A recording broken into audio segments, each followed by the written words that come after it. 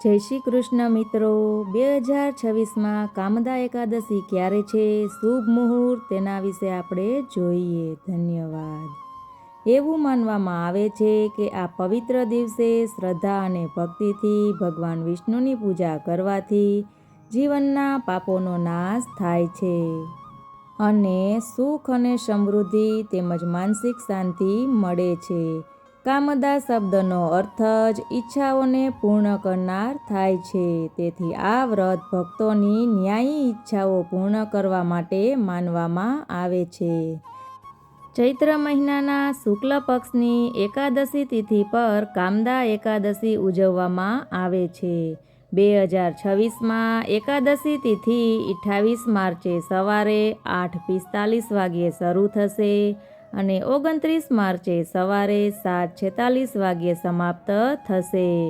ઉદયાતિથિ અનુસાર કામદા એકાદશી વ્રત 29 માર્ચ 2026ના રોજ રાખવામાં આવશે. ઉપવાસ તોડવાનો સમય 30 માર્ચે સવારે 6:31થી 7:09 વાગ્યા સુધી રહેશે.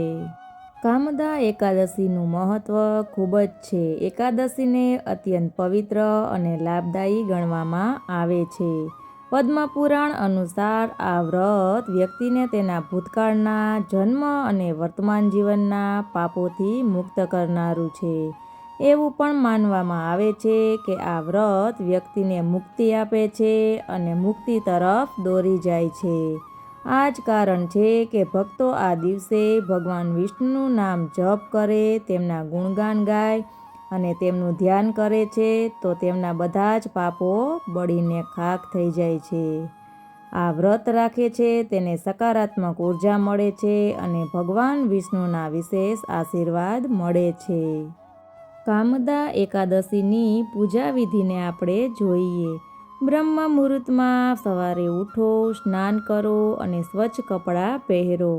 ભગવાન વિષ્ણુની મૂર્તિ અથવા ચિત્રને સ્વચ્છ આસન ઉપર બિરાજમાન કરો. તેમને પીળા ફૂલો, તુલસીના પાન, ધૂપ, દીવો અને નૈવેદ્ય અર્પણ કરો. ઓમ નમો ભગવતે વાસુદેવાય મંત્રનો જાપ કરો. દિવસભર ભગવાન વિષ્ણુને સમર્પિત સ્ત્રોતો, વાર્તાઓ અને કીર્તનોનો પાઠ કરો. રાત્રે જાગતા રહેવું અને ભક્તિભાવથી ભગવાનનું સ્મરણ કરવું અત્યંત શુભ માનવામાં આવે છે.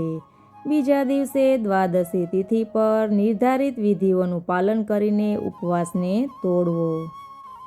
મિત્રો, તમારી પણ કોઈ મનોકામના હોય તો કામદા એકાદશી પર વિષ્ણુ ભગવાનના ચરણોમાં તમારી મનોકામના મૂકજો, જેથી તે અવશ્ય પૂર્ણ થશે. ભગવાન વિષ્ણુની અસીમ કૃપા તમારા બધા ઉપર બની રહે તેવા શુભ આશીષ. વિડીયોને શેર અવશ્ય કરજો જેથી માહિતી બધા સુધી પહોંચી શકે. ધન્યવાદ.